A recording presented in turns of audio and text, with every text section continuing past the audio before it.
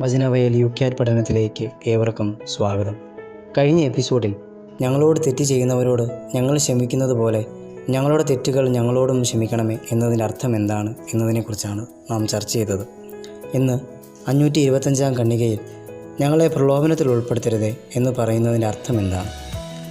ഓരോ ദിവസവും ഓരോ മണിക്കൂറിലും നമ്മൾ പാപത്തിൽ വീഴുകയും ദൈവത്തോടില്ല എന്ന് പറയുകയും ചെയ്യുക എന്ന അപകട സാധ്യതയിലാണ്.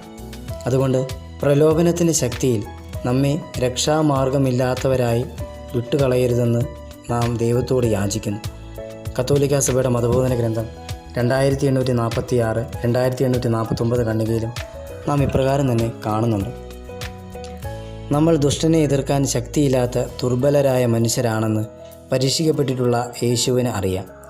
പരീക്ഷയുടെ മണിക്കൂറിൽ ദൈവസഹായത്തിൽ ആശ്രയിക്കണമെന്ന് പഠിപ്പിച്ച അവിടുന്ന് സ്വർഗസ്വനായ ഞങ്ങളുടെ പിതാവേ എന്ന ജപത്തിലൂടെ നാം യാചിക്കുന്നത് കാരുണ്യപൂർവ്വം അനുവദിച്ചു തരുന്നു. വിശുദ്ധ അഗസ്റ്റിനോസ് ഇപ്രകാരം പറഞ്ഞു വയ്ക്കുന്നു: പ്രലോഭിക്കപ്പെടാത്തവൻ പരിശോധിക്കപ്പെടുന്നില്ല, പരിശോധിക്കപ്പെടാത്തവൻ പുരോഗതി പ്രാപിക്കുന്നില്ല. പത്രോസ് ശ്ലീഹായുടെ 1-ാം ലേഖനം 5-ാം അധ്യായം 7 മുതൽ 8 വരെയുള്ള വാക്യങ്ങൾ ഇപ്രകാരം പറഞ്ഞു വയ്ക്കുന്നു: നിങ്ങൾ സമചിത്തതയോടെ ഉണർന്നിരിക്കുവിൻ.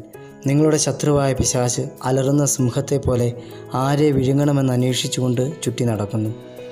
നമുക്ക് പ്രാർത്ഥിക്കാം. ഈശോയെ, പ്രലോഭനത്തിൽ നിന്നും ഞങ്ങളെല്ലാവരെയും രക്ഷിക്കണമേ. പ്രലോഭനം ഈ ലോകത്തിൽ നിറഞ്ഞു നിൽക്കുകയാണ്.